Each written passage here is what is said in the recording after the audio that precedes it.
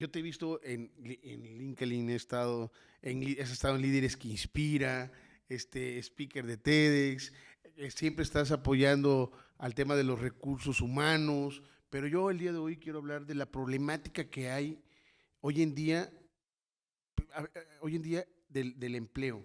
O sea, en tu opinión, ¿cuáles son las principales problemáticas que están afectando no solo al país, sino a toda Latinoamérica? A ver, bueno, yo creo que aquí hay varios niveles, como varias capas para cortar Sí, cuando hablamos. Primero de trabajo, ¿no? Porque es sí. diferente hablar de trabajo que de hablar de empleo. Ok, bueno. Esa es una primera distinción importante. Cuando hablamos de empleo, hablamos de una relación de subordinación y de dependencia, donde tú tienes, ¿no es cierto?, unas ciertas normas que cumplir para estar con ciertas funciones en una cierta estructura.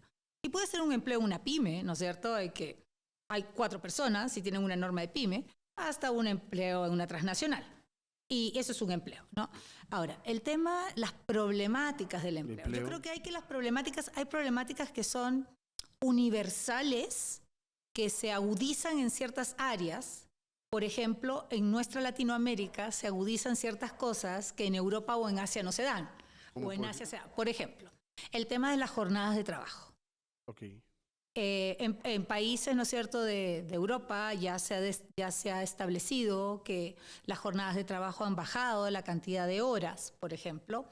O tú tienes el tema de las pagas. Cuando tú vas a una empresa grande en Europa, entre el primero, que es el director general, y no sé, en un banco, entre el cajero del banco y el director general de un banco, la proporción de la diferencia de por cuántos es el salario, tú en una empresa grande puedes tener un margen de 10, 15 salarios, multiplica por 15 el salario de alguien. Cuando nosotros lo vemos aquí en Latinoamérica, tenemos salarios que están multiplicados por 80 y por 100 veces. ok. Y eso hace una diferencia bastante importante cuando hablamos en una empresa. Pero eso tiene que ver con el grado de responsabilidad que tengas. Bueno, tiene que ver primero con la estructura, como Ok, hablando de la estructura ok, general. O sea, ok. hay empresas en que definitivamente los salarios están como mucho más, las bandas están mucho más planas, ¿no?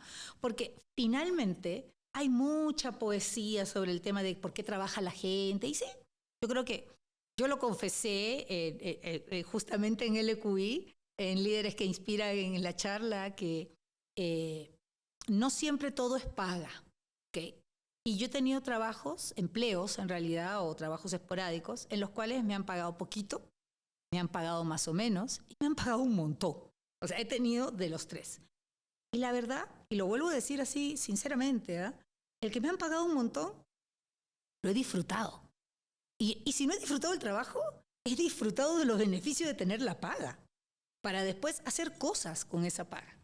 Ok. Y hay trabajos que a lo mejor me han pagado poquito.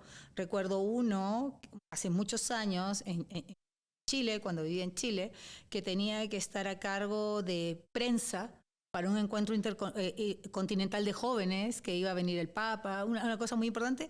Y para mí fue a lo mejor uno de los trabajos que con más cariño recuerdo. Porque me sucedió que el grupo humano y y sí me pagaron, trabajé los meses que trabajé y me pagaron lo que me tenían que pagar como alguien que estaba a cargo de un tema específico de acreditación de prensa. O sea, no me problema por eso, pero fue un trabajo que me llenó el alma, fíjate. Y como ese, varios trabajos que me han llenado el alma. Entonces, es como raro, ¿ya? Porque sí, hay un balance, pero tú a veces tienes oportunidades de hacerlo y a veces tienes oportunidades. Porque cuando tienes que pagar la comida de los chicos, o cuando tienes que pagar la escuela, o cuando resulta que si no haces el trabajo y tú tienes la carga de toda la familia, o sea, no llegas a fin de mes. Entonces, el tema del trabajo está también un poco armado con el tema de la libertad. Entonces, y es un tema que yo digo, ¿no? O sea, ¿cuán libre eres tú en un empleo?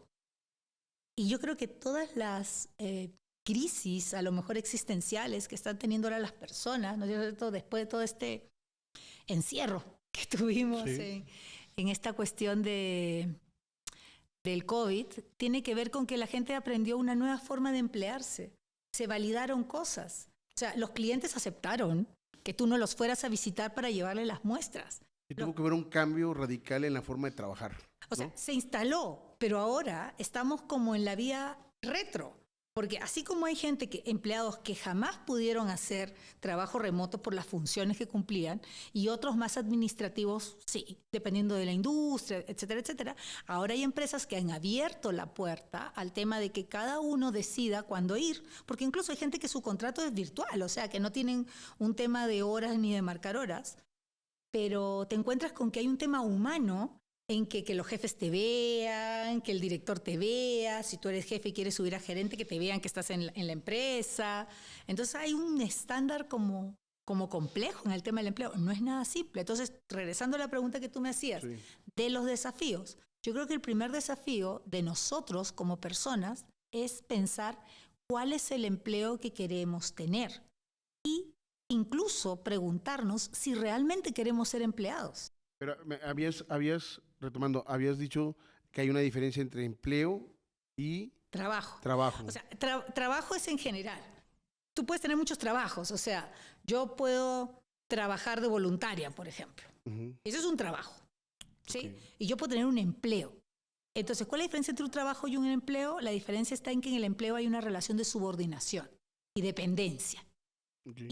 Y también debería estar, ¿no es cierto?, esa subordinación y dependencia también debería estar estructurada en alguna de las legalidades o legislaciones de los países que amparan ese empleo, sí, porque por algo hay empleo, y también debería haber beneficios sociales asociados a ese empleo y cotizaciones previsionales y todo un tema. Entonces, y ahí es donde se encuentra en nuestra realidad latinoamericana el tema del empleo informal, que se llama. Sí. Que ahí es donde nace un tema que es bien importante. Perdón, que es una de las problemáticas que hoy en día afecta no a esta ciudad, sino a toda Latinoamérica. Pero, te digo, y el empleo informal afecta a todo el mundo y afecta a los gobiernos. Porque cuando tú tienes empleo informal, tú no tienes trazabilidad de cómo, este es un tema más estructural, pero no tienes trazabilidad de cómo circulan los dineros. Okay. Y la verdad, y ahí entramos un poco a qué es lo que nos pasa económicamente en Latinoamérica, el 85% de nuestras empresas son pymes. O sea, el 85% del empleo y del trabajo, ¿sí?, que se da en Latinoamérica es a través de pymes. Es a través de yo que pongo un pastificio y hago pastas con 2 o 3 y a lo mejor 2 o 3 tengo en planilla y comenzamos así a trabajar y después consigo un primo que con un camión me ayuda a repartir o contrato, no sé, un delivery y surge el empleo. O sea, y las empresas en Latinoamérica son empresas que tienen esa génesis. Okay. Y el 85% de las personas trabajan en esas situaciones y no siempre son empleados formales. Entonces, cuando hablamos de empleo, no todo es pensar en el empleo maravilloso de la súper transnacional, qué lindo, con línea de carrera brillante. O sea, mis clientes son así, ¿ya? Pero también está lo otro. Y lo otro es la verdad del 85% de las personas. Ahora sí que esa es la realidad. Esa es la realidad del 85% de las personas.